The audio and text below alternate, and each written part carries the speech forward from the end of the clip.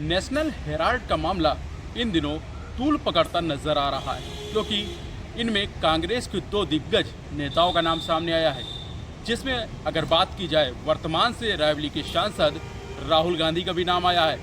वहीं उनकी माता राज्यसभा सांसद सोनिया गांधी का भी नाम आया है।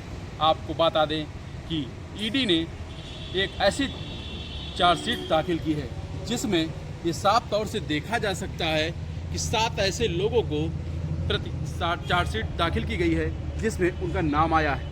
क्योंकि हम इस वक्त मौजूद हैं रायबरेली के कलेक्टेड परिसर में।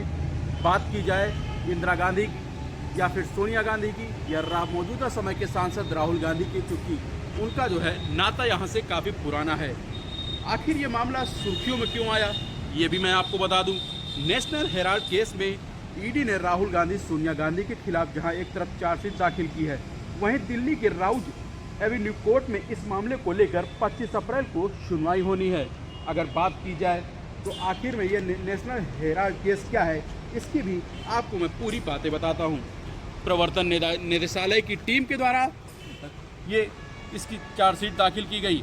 वहीं आपको बता दें कि नेशनल हेराल्ड केस में कांग्रेस के दो दिग्गज नेताओं के नाम शामिल होने की वजह से ये पूरा मामला हाईलाइट हो गया।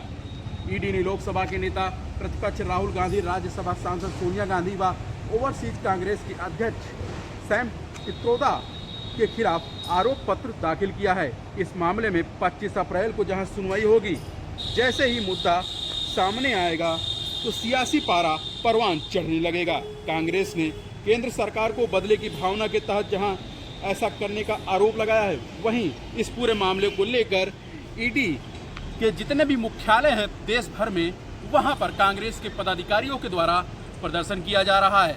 आपको बता दें इसी क्रम में जहां अगर रायबरेली की बात की जाए, क्योंकि रायबरेली हमेशा ही वीवीआईपी क्षेत्र में शुमार रहा है, क्योंकि यहाँ से सोनिया गांधी की माँ इंदिरा गांधी सांसद थी, फिर उसके बाद लोकसभा सांसद रही हैं सोनिया गांधी।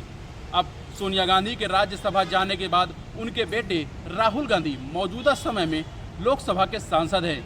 इसी क्रम में अगर बात की जाए तो इस पूरे मामले को लेकर अमेठी के जो सांसद हैं केएल शर्मा के द्वारा एक बयान भी जारी किया गया है, जिसमें उन्होंने साफ तौर से कहा गया है कि भाजपा सरकार पर उनके द्वारा जुबानी तंज कसा गया है। उन्होंने ये भी बात सामने की है, बयान जारी करते हुए ये बताया भी है कि वो लीगल एक कार्यवाही भी करने की बात की, जो लीगल सेल उनका करेगा। लेकिन इस पूरे मामले को लेकर ये मामला कहाँ से जुड़ा है ये हम आपको बता दें। साल 1938 में भारत के पहले प्रधानमंत्री जवाहरलाल नेहरू ने इसकी जहाँ स्थापना की, वहीं अगर बात की जाए अखबार का मालिकाना हक एसोसिएट जनरल लिमिटेड के पास था, जो अखबार छापती थी। ये अखबार थे हिंदी में नवजीवन व उर्दू में कौमी एकता। अगर बात की जाए 1956 में एलएजे को गैर व्यावसायिक कंपनी के तौर पर स्थापित किया गया था। वहीं अगर बात की जाए तो कंपनी एक्ट की धारा 25 के तहत मुक्त कर दिया गया। कंपनी धीरे धीरे चलती गई और करीब 90 करोड़ के कर्ज में चली गई। इसी बीच ये पूरा मामला विवाद की स्थिति पैदा कर दिया, जिसको लेकर 2008 में इसमें विवाद शुरू हो गया। उसके बाद 2008 में जहां एक तरफ कांग्रेस की सरकार रही, तो कांग्रेस सरकार में एक याचिका दायर की गई, जो 2014 में न्यायालय ने माना कि इसमें काफ़ी मामला हुआ है, जिसको लेकर अब लगातार कांग्रेस के पदाधिकारियों के द्वारा पूरा इसमें कांग्रेस को जहां विपक्ष है जो वो घेरने का प्रयास कर रहा है। अब देखने वाली बात है कि आखिर इन सब चीज़ों में क्या निचोड़ निकल के आता है, ये तो भविष्य के गर्त में है। शिवम त्रिवेदी, रायबरेली।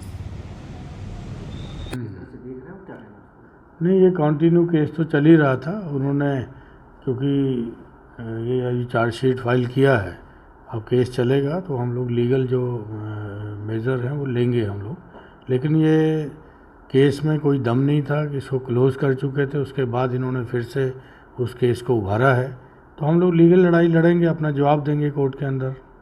सर, वक्फ आने के बाद से सीएम योगी और मोदी दोनों लोगों का अलग अलग भाषण सामने आ रहा है। योगी जी का कहना है कि लातों की भूत बातों से नहीं मानते, तो वहीं उसके बाद पीएम मोदी का भाषण सामने आया कि वक्फ के बाद से अब मुसलमानों को साइकिल का पंचर बनाकर जीवन नहीं व्यतीत करना पड़ेगा।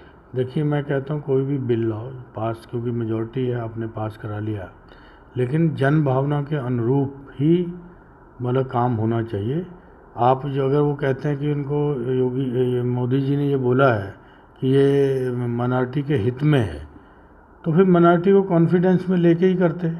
जेपीसी बनाई गई, जेपीसी के अंदर जो उन्होंने रिकमेंडेशन दिए, जो बाकी सदस्यों ने, उनके रिकमेंडेशन कहाँ इसके अंदर उन्होंने एंटरटेन किया उसको।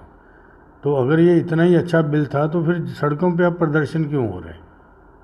सर बंगाल में जिस तरह से वक्त के नाम पर हिंसा हो रही है,